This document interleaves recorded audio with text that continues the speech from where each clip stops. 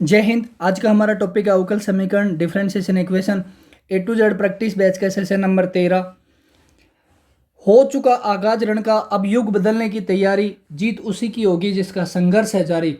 बिना संघर्ष के तक तो ताज नहीं मिलते, जुगनू ढूंढ लेते हैं अंधेरों में भी अपनी मंजिल, क्योंकि वो कभी रोशनी के मोहताज नहीं बन होते। चलिए बढ़ते हैं अपने पहले स्लाइड पर।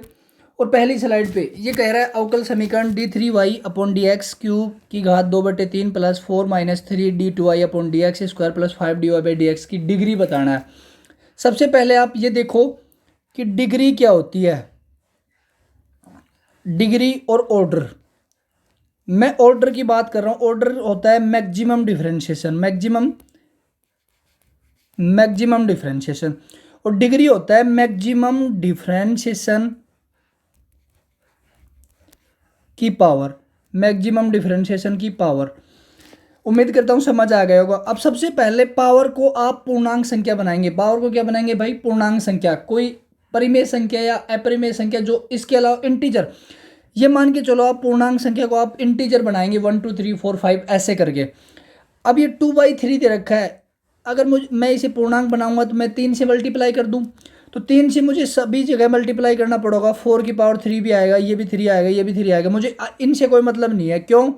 क्योंकि मैं जानता हूं कि ऑर्डर मेरा मैक्सिमम डिफरेंशिएशन होता है और उसी की घात से मेरा डिग्री निकल जाएगा। तो मैक्सिमम डिफरेंशिएशन कितना है? d3y/dx³। और इसकी घात अब कितनी हुई? 3 से 3 कैंसिल आउट, तो 2। कितना भाई?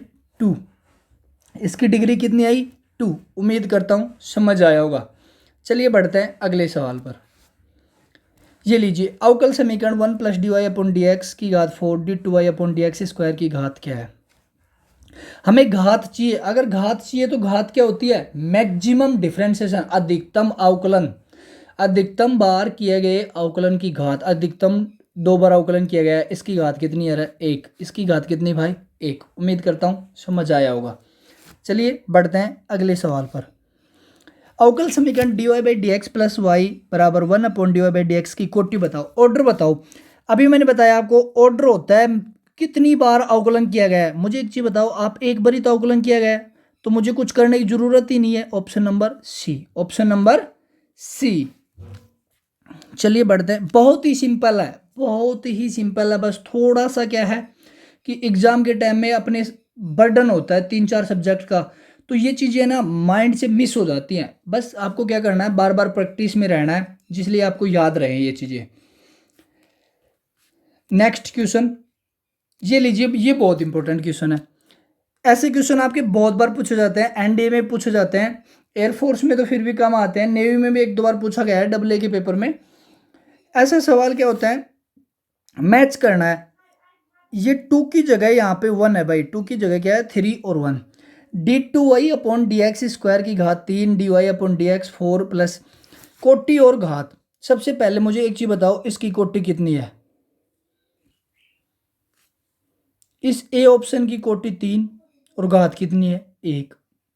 ऐसा ऑप्शन है? ऑप्शन नंबर डी, ए का डी। दूसरे की बात कर रहे हैं अपन। ऐसा ऑप्शन देखो जिसमें ए का डी हो। इसमें भी है, इसमें भी है, इसमें भी है। एक ऑप्शन तो हमारा हट गया। मैं दूसरे क्वेश्चन की बात कर रहा हूं, जो सिंपल है ना, उसका देख लो पहले।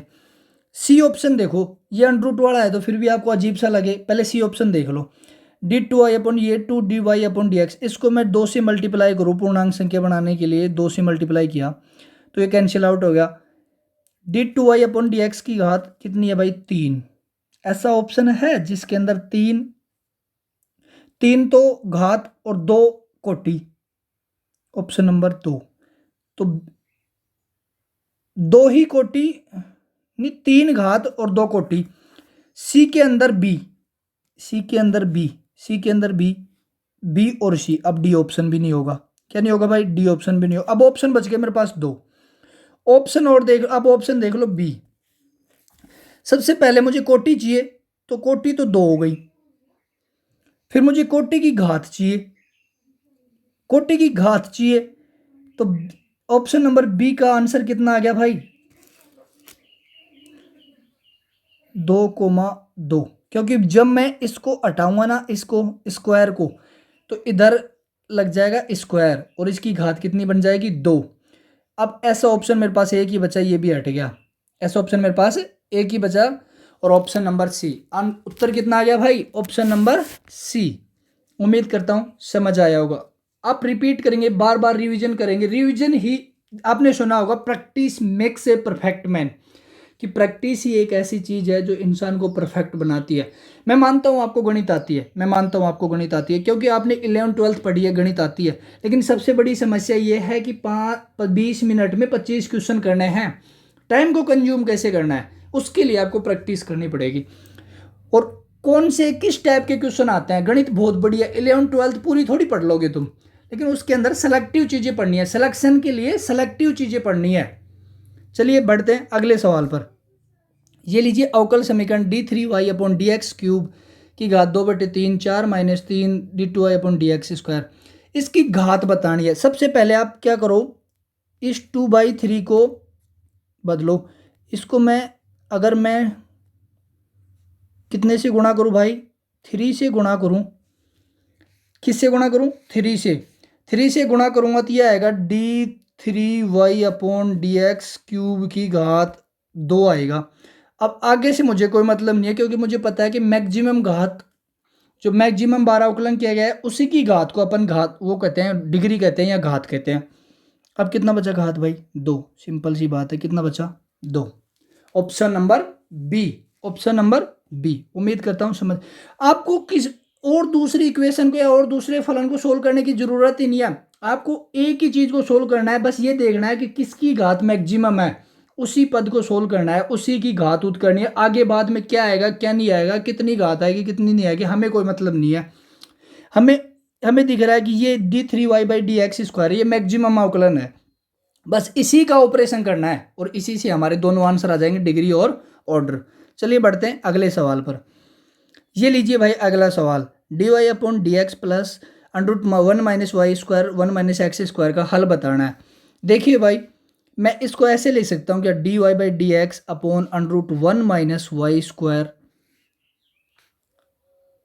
प्लस dx बटे √1 - x² बराबर 0। समाकलन कर रहा हूँ, मैंने समाकलन किया तो ये आया साइन इनवर्स y, ये आया साइन इनवर्स x बराबर c। ऐसा ऑप्शन है क्या?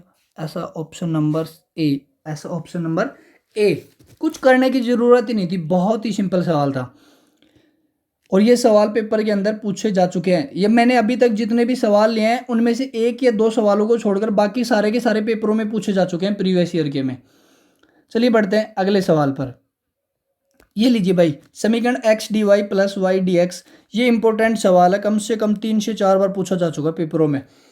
क्या निरूपित करता है भाई? मुझे एक चीज़ बताओ आप, मैं इसको ऐसे लिख सकता हूँ क्या, dy/y बराबर dx/x।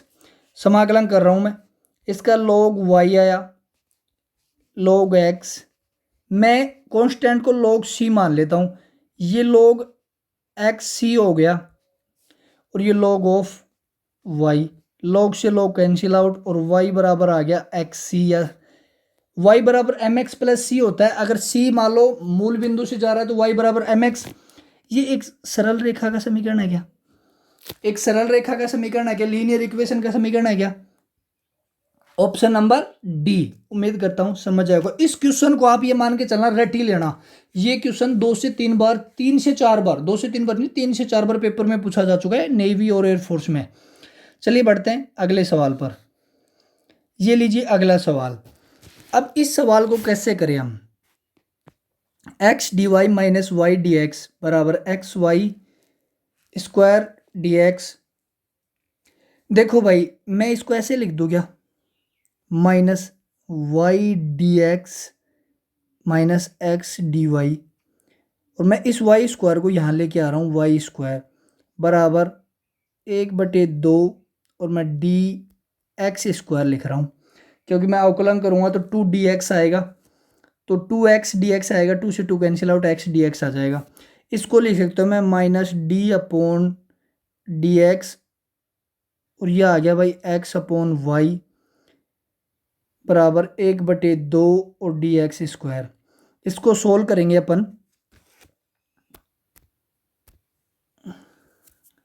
इसको सोल्व करेंगे तो ये आया क्या, -x/y equal to 1/2x² plus सी। मैं 2 से गुणा कर रहा हूँ, इस y को इधर गुणा कर रहा हूँ, ये आएगा 2 माइनस का 2x